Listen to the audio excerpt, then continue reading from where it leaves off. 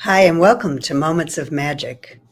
Tonight, we're going to we've had quite a discussion about what to talk about tonight, and what I will say is we were talking about the magic of the season, and how sometimes um, you can find the magic, and sometimes it's a little harder to find the magic, and sometimes you're just not into it at all.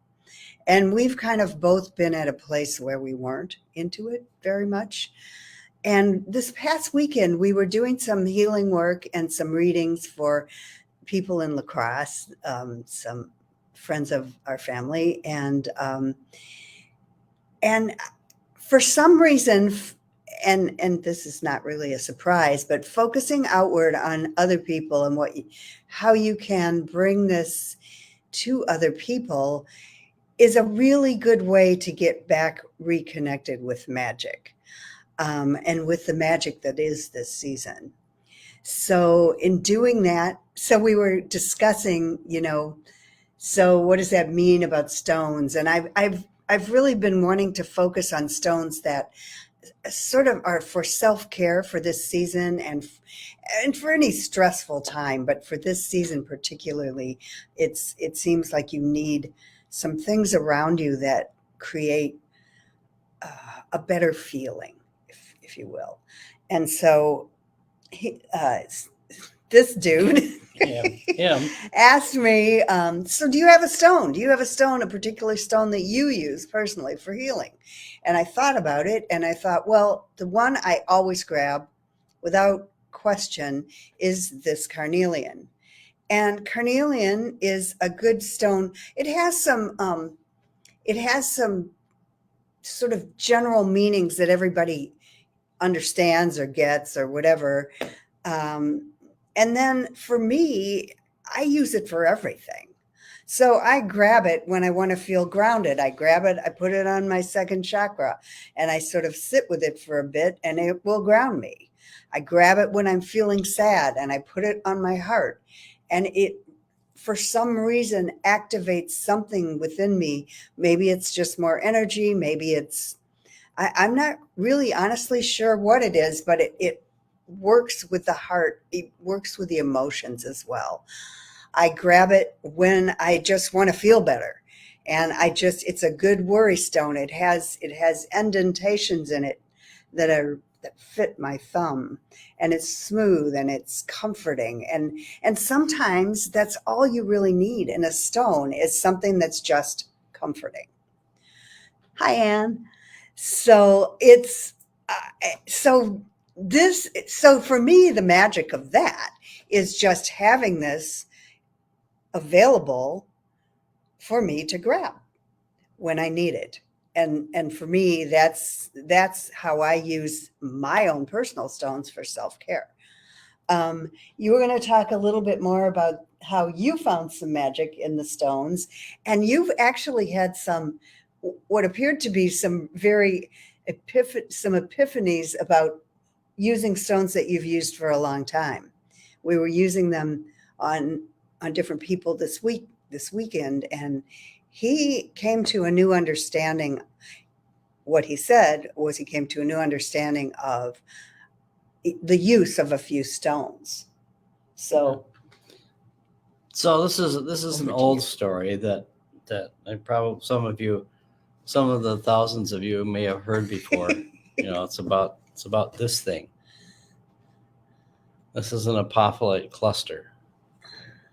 It's very shiny. It's very bright. Can't quite give you a really good picture of it. It's a very hard stone. It's also difficult to work with if you're using it to make wands. And years ago, I was given a couple of these, and I was told that they needed to be wand ends by a friend of mine who wanted specific wands made. So I thought, well, okay, well, I'll do that. So it turns out that they're heat sensitive. Apophyllite actually means to leaf in heat, so they have a tendency to want to fall apart.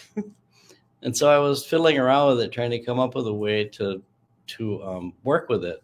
And it occurred to me, if I cut the bottom off, just like a little bit off, and made it flat, that I could work around the edge of it so that it wouldn't be so fractious. And when I got done cutting the bottom off, I looked at it and I saw this. And you'll notice that there's a odd diamond shaped thing in the inside of this. And it turns out that some, not a lot of them, but some of these apophyllite clusters have a calcite crystal inside of them. And we call that the flame of Ishtar. And it's particularly good for being energizing. And it's also like remarkably good for working with anxiety and fear. It has a tendency to sort of like, well, I always call it squashing it down. Anyway, then Gina's going to hold up a couple other. We were using them pieces. flat in various parts of different people. We would put them on, for instance, we had them on someone's shoulder. We had them on the third eye. And you were coming to kind of a new understanding of what it was doing while we were working with them. I felt like. Yeah, it basically There's it's another a flat piece. very it provides a new way for people to access an understanding of those things that are scary to them or cause anxiety or produce fear, especially around old familial traumas and stuff. And that those deep-seated fears, it gives you a way to actually look inside, look deeply in, without it being disruptive. And also, there's every once in a while I'll find another stone that has that diamond center in it, and we found another stone that's called what were those called? Something diamonds. Oh, Lonsdale diamonds. Yeah. Which don't have that shape, but they have that same sort of energy. Same energy, yeah. And I guess the lesson of this is that the universe will provide you with these things that are clues to what you can do with them. And it turns out that in the background, it's sort of like magic working in the background all the time. It's constantly kind of like churning along, coming up with new magical things for everybody, stuff that's ever so slightly unexplainable or ever so slightly lightening of your personal load. And that's, because I happen to see that in stones and minerals because I work with them all the time. And every once in a while you'll just get this new thing. So yeah, and because I work with it, and I've always kind of wondered about at least the flame of Ishtar, this particular thing. I mean, why did that happen? I constantly sort of like, that's also going on in my head in the background all the time. Well, what is this for? So it was interesting to come up with an actual way to use it, as opposed to just putting it in wands or in jewelry. So that was it wasn't an earth-shaking thing. It's quite as florid as our description of driving underneath the rainbow. It was just, like steady. So the moments of magic sometimes can just be a steady thing that happens. Well, sometimes they're really loud and sometimes they're just subtle. And the subtle ones can be just as beautiful as the loud ones. And actually, I feel like this is still revealing itself. Still, and as with all stones, they change and they grow and they expand as we expand. But this is a part of that. Yeah, there's an interesting, just an interesting progression of, as you work with things, how they can change and grow with you. And so these were, it was actually very magical to use this and to have people get in touch with some of these things that cause them pain and then work through them or release them, or and you're not you're thanking it and you're integrating it back into your body more so than actually releasing it.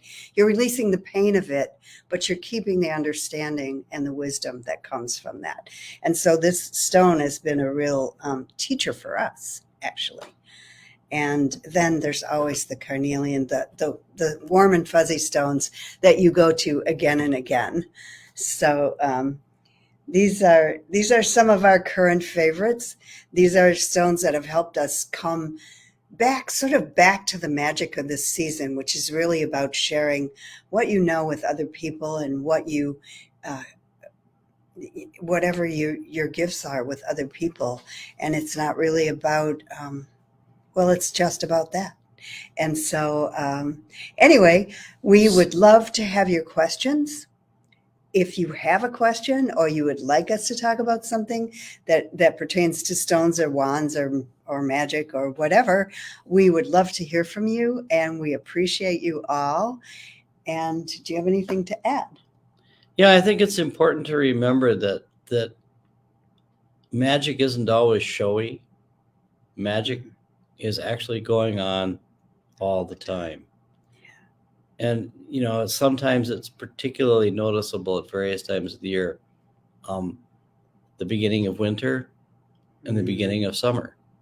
There's a lot of things astrologically. There's all kinds of things going on. There's a new moon happening. There's a meteor shower that's about to happen. There's upcoming solstice.